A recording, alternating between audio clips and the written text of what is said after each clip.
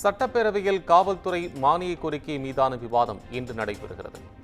முதலமைச்சர் மு.க.ஸ்டாலின் பதிலளிக்க உள்ள நிலையில் சட்டம் ஒழுங்கு குறித்து கேள்வி எழுப்ப எதிர்க்கட்சிகள் திட்டம்.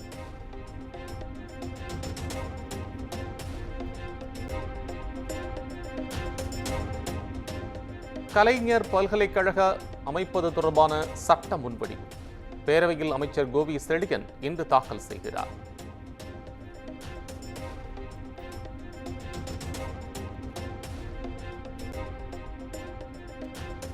தமிழக அமைச்சரவையிலிருந்து பொன்முடி, செந்தில் பாலாஜி ஆகியோர் விடுவிப்பு. முதலமைச்சர் மு.க.ஸ்டாலின் பரிந்துரையை ஏற்று ஆளுநர் மாளிகை அறிவிப்பு.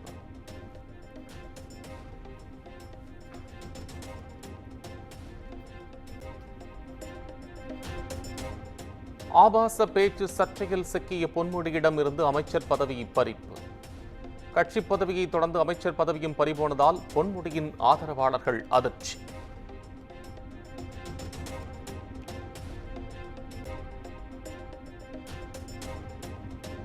செந்தில் பாலாஜி வசமிருந்த மின்சாரத்துறை அமைச்சர் சிவசங்கருக்கு ஒதுக்கீடு. மதுவிலக்கு மற்றும் ஆயத்தீர்வை துறையை அமைச்சர் முத்துசாமி கூடுதலாக கவனிப்பார் என்றும் அறிவிப்பு.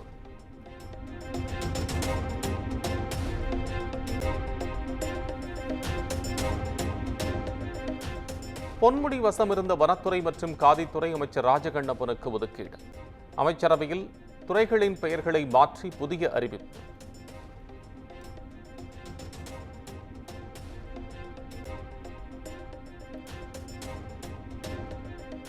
மீண்டும் அமைச்சராகிறார் மனோ தங்கராஜ். இன்று மாலை 6 மணிக்கு பதவியேற்பு விழா நடைபெறும் என்று ஆளுநர் மாளிகை அறிவிப்பு.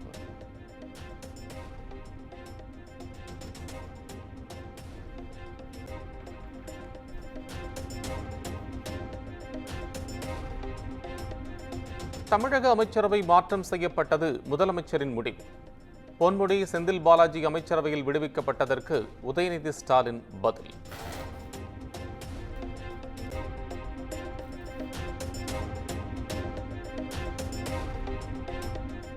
தமிழ்நாடு சட்டப்பேரவை இன்று மீண்டும் கூடுகிறது.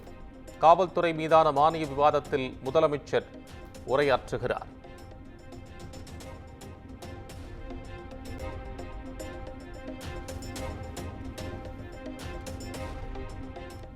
செந்தில் பாலாஜியின் ஜாமீனை ரத்து செய்ய கோரிய வழக்கு உச்சநீதிமன்றம் கெடு விதித்திருந்த நிலையில் இன்று பதிலளிக்கிறார்.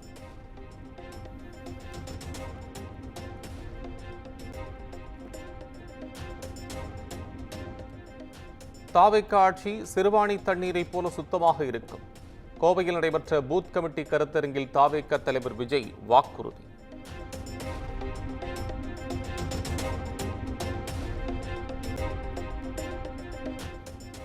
தாவேக ஆட்சியில் ஊழல் இருக்காது, ஊழல்வாதிகள் இருக்க மாட்டார்கள். மக்களின் நன்மைக்காக எந்த எல்லைக்கும் செல்வோம் என்றும் விஜய் பேச்சு.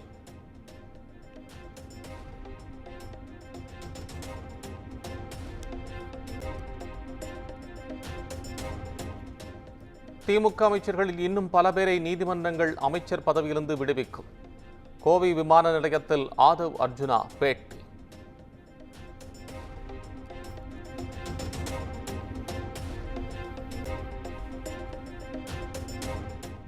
பாஜகவின் கனவு என்றைக்கும் பலிக்காது என துணை முதலமைச்சர் உதயநிதி ஸ்டாலின் பேச்சு. தமிழ்நாடு அமித்ஷாவின் வேட்டைக்காடு அல்ல என்றும் ஆவேசம்.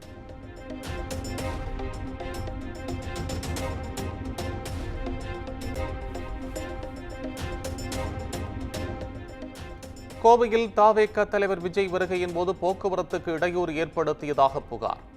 தாவேக நிர்வாகிகள் மீது 2 பிரிவுகளின் கீழ் வழக்கு பதிவு.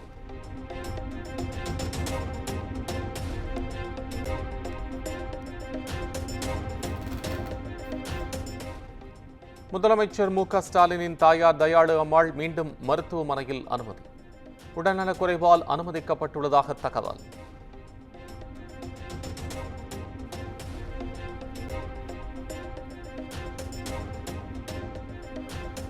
நியாய விலைக் கடைகளில் விநியோகிக்கப்படும் துவரம் பருப்பில் கலப்படம் செய்வதா என்று சீமான் ஆவேசம்.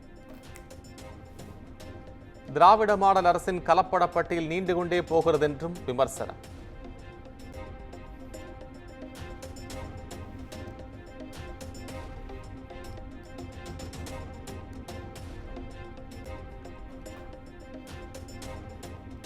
சிவகங்கை அருகே திமுக நிர்வாகி வெட்டி படுகொலை செய்யப்பட்ட வழக்கு 3 இளைஞர்களை கைது செய்த போலீசார் தீவிர விசாரணை.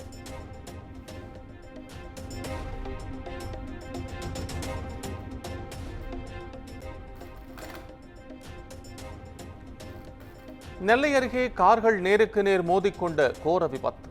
உயிரிழந்தோர் எண்ணிக்கை 8ஆக உயர்வு.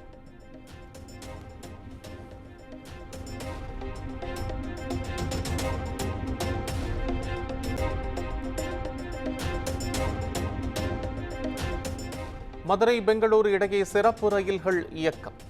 கோடை காலத்தை முன்னிட்டு தென்மேற்கு ரயில்வே அறிவிப்பு.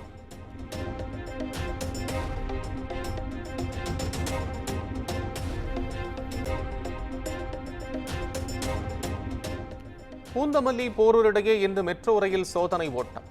நடப்பாண்டு இறுதியில் பயன்பாட்டிற்கு வரும் நிலையில் 2வது முறையாக ரயிலை இயக்கி சோதனை.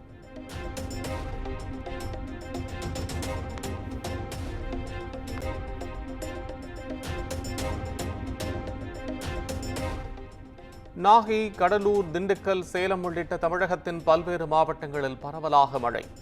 கோடை மழையால் குளிர்ச்சியான சூழல்.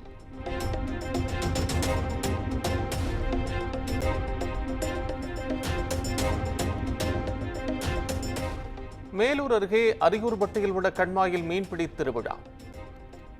கட்லா, கெளுத்தி உள்ளிட்ட மீன்களை ஆர்வத்துடன் அள்ளிச் சென்ற மக்கள்.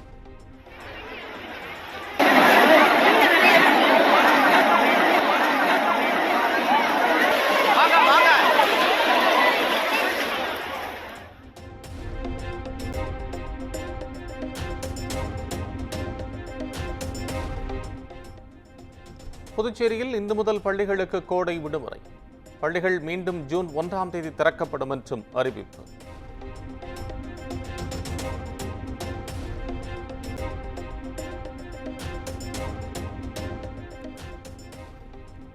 சிபிஎஸ்இ 7ஆம் வகுப்பு புத்தகத்தில் முகலாயர், சுல்தான் பாடங்கள் நீக்கம். அதற்கு பதிலாக மகதா, மௌரியா உள்ளிட்ட பண்டைய இந்திய சாம்ராஜ்யங்கள் பற்றிய பாடங்கள் சேர்ப்பு.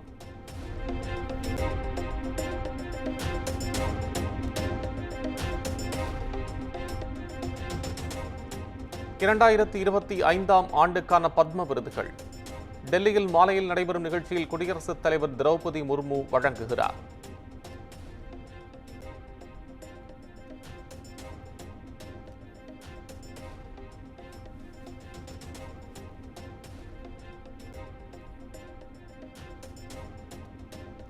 பத்மபூஷன் விருதை பெறுவதற்காக டெல்லி புறப்பட்டுச் சென்றார் நடிகர் அஜித் குமார். குடும்பத்துடன் புறப்பட்டு சென்ற வீடியோ இணையத்தில் வைரல்.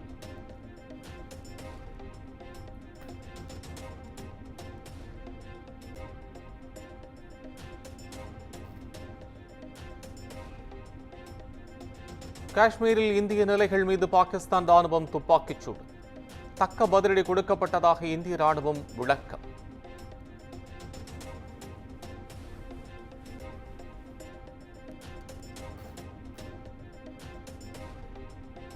பஹல்காம் தாக்குதலை கண்டித்து உலகம் முழுவதும் இந்தியர்கள் போராட்டம். வாஷிங்டன், லண்டன் உட்பட பல்வேறு நகரங்களில் பாகிஸ்தான் தூதரகங்கள் முன்பு ஆர்ப்பாட்டம்.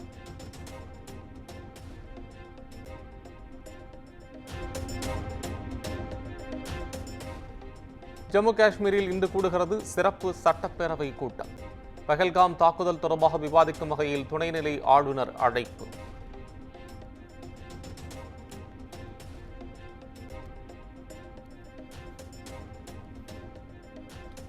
ஜவஹர்லால் நேரு பல்கலைக்கழக மாணவர் சங்க தேர்தலில் இடதுசாரி கூட்டணி வெற்றி. 4 உயர் பதவிகளில் 3 இடங்களை பிடித்தது.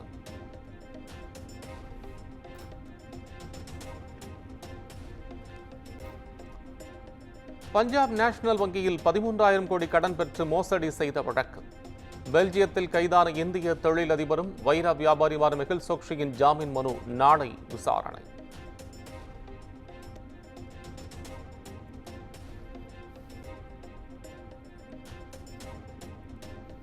ஈரானின் பந்தர் அப்பாஸ் துறைமுகத்தில் ஏற்பட்ட வெடிவிபத்தில் உயிரிழந்தோர் எண்ணிக்கை 40ஆக உயர்வு. 1000க்கும் மேற்பட்டோர் படுகாயமடைந்து மருத்துவமனையில் அனுமதிக்கப்பட்ட சிகிச்சை.